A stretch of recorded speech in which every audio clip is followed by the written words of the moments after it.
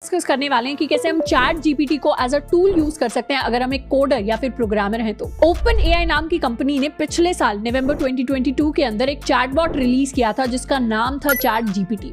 अब ये जो चैटबॉट है ये जनरेटिव एआई पर बेस्ड है, यानी ऐसा आर्टिफिशियल इंटेलिजेंस जिसको अगर आप कुछ लिख कर देंगे, जिसे हम प्रॉम्प्ट कहते हैं, तो ये उसके बेसिस पर आपके लिए कुछ टेक्स्ट या फिर कुछ और चीज जनरेट करेगा।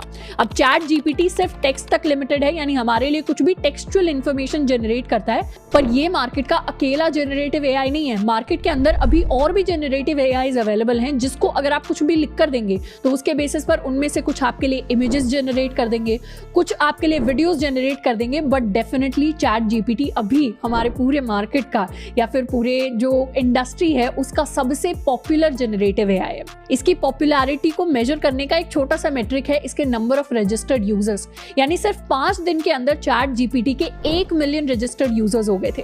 अगर इस फिगर को इंस्टाग्राम से कंपेयर करें, जिसे सोशल मीडिया टर्म्स में बहुत ज्यादा एडिक्टिव प्लेटफॉर्म माना जाता है, तो इंस्टाग्राम को 1 मिलियन यूजर्स लाने के लिए 2.5 महीने लगे थे और चैट जीपीटी को सिर्फ 5। अब चैट जीपीटी को हम मल्टीपल तरीकों से यूज कर सकते हैं, सिर्फ कोडिंग के अंदर नहीं बल्कि बहुत सारे जनरल एरियाज के अंदर। हम इसे आर्टिकल्स लिखने के लिए यूज कर सकते हैं, रिसर्च पेपर की समरी लिखने के लिए यूज कर सकते हैं, हम इसे सॉन्ग्स लिखने के लिए, पोएम्स लिखने के लिए, स्टोरीज लिखने के लिए यूज कर सकते हैं। अगर क्वांटम कंप्यूटिंग जैसा कोई डिफिकल्ट टॉपिक है जिसको हम आसानी से समझवाना चाहते हैं किसी से, तो हम उसे उस काम के लिए यूज कर सकते हैं। हम इसे इंटरव्यू प्रिपरेशन में हेल्प के लिए यूज कर सकते हैं। अगर हमें अपने लिए कोई मशीन लर्निंग मॉडल बनाना है तो उसके लिए कोई डमी डेटा जनरेट करने के लिए यूज कर सकते हैं। इसे ख्याल रखना है कि चैट जीपीटी परफेक्ट नहीं है। चैट जीपीटी खुद अपने आप के लिए डिस्क्लेमर देता है कि कोई भी इंफॉर्मेशन जो यहाँ से जनरेट हो रही है उसकी कोई गारंटी नहीं है कि वो इंफॉर्मेशन सही होगी, यानी जो भी टेक्स्ट, जो भी चीजें जनरेट हो रही हैं वो गलत भी हो सकती हैं, वो बायस्ड भी हो सकती हैं, साथ के साथ वो हार्मफुल भी हो सकती हैं। इसीलिए मेरी पर्सनल ओपिनियन में चैट जीपीटी अभी एक ऐसा टूल है जिसे ऑलरेडी स्किल्ड पीपल, जिन्हें कोई भी स्किल पहले से पता है, वो एज अ टूल यूज कर सकते हैं ताकि काफी सारी चीजों में उनका काम थोड़ा सा कम हो जाए।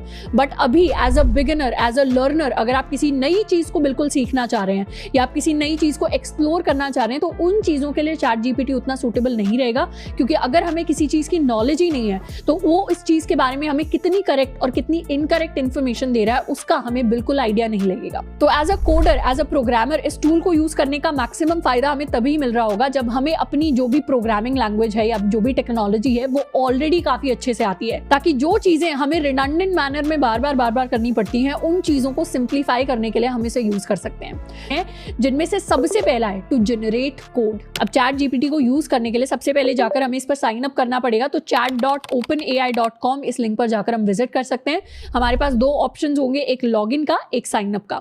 अब अगर आप एक न्यू यूजर हैं तो आप साइन अप कर सकते हैं। साइन अप के बाद बहुत बेसिक से ऑप्शंस आएंगी कि किसी भी ईमेल को यूज करके आप साइन अप कर सकते हैं।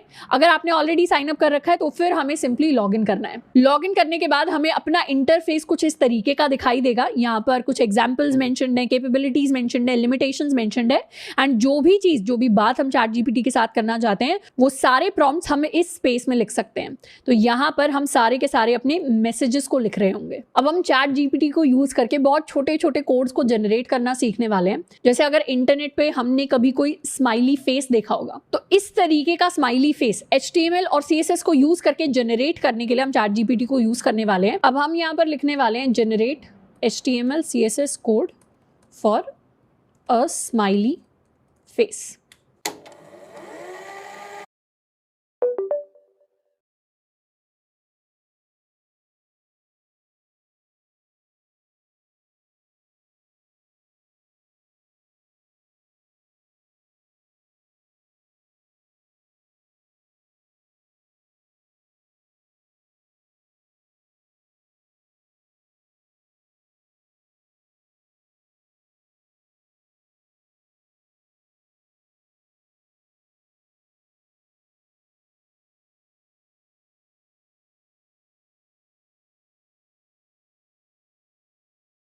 सकते हैं वो है टू राइट अ रेज्यूमे, यानी मैं अपनी सारी डिटेल्स या जो टेक्नोलॉजीज मुझे आती हैं उनको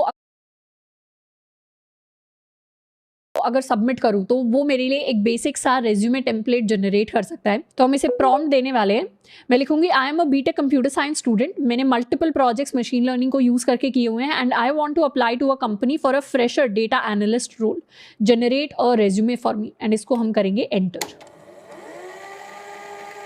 तो इसने क्या किया, मेरे लिए ये रिस्पॉन्स जनरेट किया है जिसके अंदर ऊपर हमारी बेसिक डिटेल्स हैं, ऑब्जेक्टिव है, हमारी एजुकेशन है, स्किल्स के अंदर क्योंकि मैंने ऑलरेडी बताया कि मैंने मशीन लर्निंग की हुई है और मैं डेटा एनालिस्ट के लिए अप्लाई करना चाहती हूँ, तो मशीन लर्निंग के लिए जो टूल्स एंड टेक्नोलॉजीज यूज होते हैं वो इसने ऑलरेडी इंक्लूड कर दी है स्किल्स के अंदर। इसके साथ साथ डेटा बेसिस को इंक्लूड कर लिया है क्योंकि वो भी जॉब का पार्ट है, एंड डिफरेंट एंड जनरल चीजें जो होनी चाहिए एक अच्छे रेज्यूमे के अंदर वो इंक्लूड कर दिया। अगर मुझे प्रोजेक्ट्स के बारे में बताना है तो उनके लिए एक सेक्शन बना दिया है, वर्क एक्सपीरियंस के लिए बना दिया है, अगर सर्टिफिकेट्स हैं तो उनके लिए बना लिया, पर्सनल प्रोजेक्ट्स के लिए बना दिया है।